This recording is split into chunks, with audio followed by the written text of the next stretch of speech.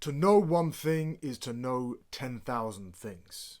This is another quote by 15th century philosopher and samurai Miyamoto Musashi. I'm a big fan of Musashi, of his philosophy, of his teachings. I've done some videos previously on his strategy and how his strategies for large-scale and one-on-one combat can be applied successfully to Jiu Jitsu, to Vale-Tudo, to MMA. So you can check those out. But today we're looking at his particular quote, to know one thing is to know 10,000 things. How the hell does this apply to Jiu Jitsu? Well, let's take guard passing.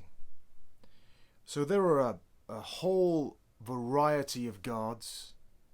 Guards being a means of stopping, if you're on your back, a means of stopping someone getting chest to chest with you and being able to control you. Usually using your legs, or a combination of your legs and your arms, or your legs, your arms and the gi, whatever it is. If it's no gi, maybe it's just the legs.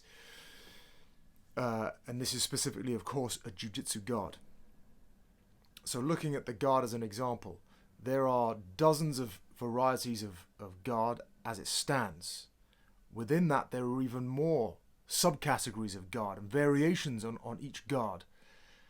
And it's expanding because the technology, the techniques, the technology is practically infinite. The ways that the human body can move and adjust are infinite. Therefore, the opportunities for developing new guard technologies is infinite. So if you're the guard passer, you've got to know, in theory, how to pass. You've got to have specific techniques to know how to pass each of these guards, and within those guards, with all the subcategories that exist. And that's the way that guard passing is generally taught, through the accumulation of techniques. But of course, learning all the techniques to combat all the different endlessly expanding varieties of guard is like fighting a rising tide. It's impossible. Who has the mental capacity or the time on the mat, the time in their life to learn how to counter all these things? It's not feasible. So what can we do? What is a means of successfully beating all these guards that exist and guards that are yet to exist? Well, it comes back to this thing of, to know one thing is to know 10,000 things. This is a great example of concepts over techniques. Concepts always trump techniques. If you understand a few principles about guard passing and what it means to be able to pass the guard, you don't need to have dozens or hundreds of techniques stored away in your brain to combat all the different varieties of guard. You just need to know a couple of principles to be able to pass all guards, any guards, whenever, wherever you are. The principles I'm talking about are weight distribution and angles. Guard passing, essentially, as taught by Hickson Gracie, Henry Akins, and other Hickson black belts, guard passing essentially comes down to weight distribution, how you apply your weight on your opponent, and angles, how you cut the angles to kill their defenses. The human body is only strong in one direction. If you lean all your weight on somebody's legs, to hold you off, their energy, their legs have to be pushing against you here. That's if you've applied your weight to them. So the direction of their energy is going straight into you. If you change your angle, cut the angle, their energy bypasses you and you're able to absorb or deflect the energy and get closer to them. So that is essentially what guard passing is about. Doesn't matter if it's spider guard, worm guard, grandma guard, whatever guard, cup of tea guard, gi, no gi, MMA, just straight grappling, doesn't matter. Guard passing is about weight distribution and angles, how you cut the angles. Of course, you can then apply some techniques, some specific techniques to help facilitate passing even more easily. But essentially, if you understand the concept of weight distribution to get an opponent to commit energy in one direction and then changing the angles to deflect that energy, you will be able to pass any obstacle that they put between you and their upper body. Now, how is this useful for older grapplers?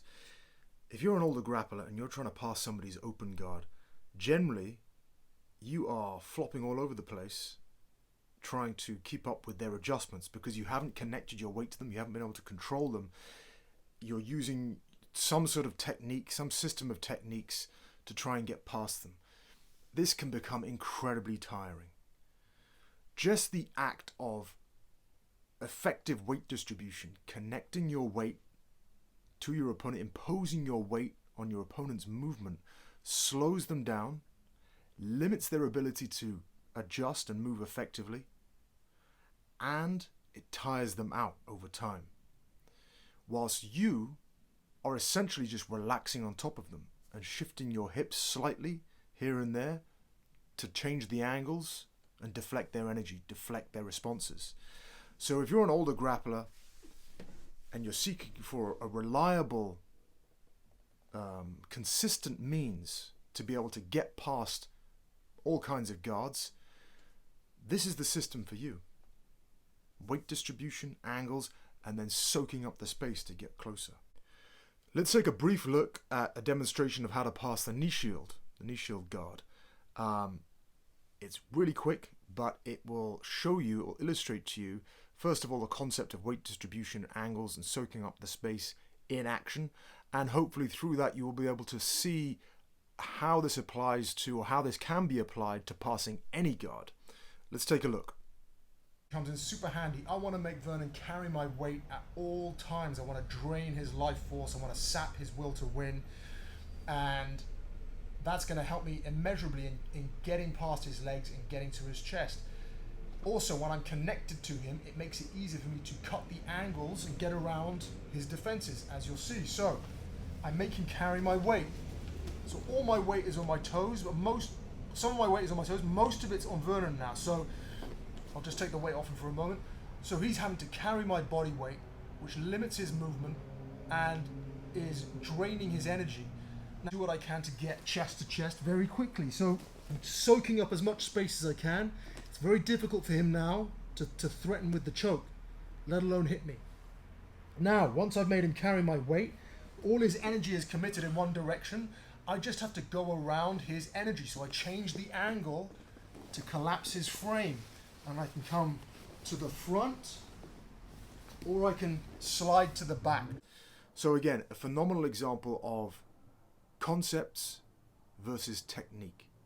To know one thing is to know 10,000 things. If you like this, guys, if you thought this video was helpful, please like, share, and subscribe. That helps the channel grow. And I will see you in the next video.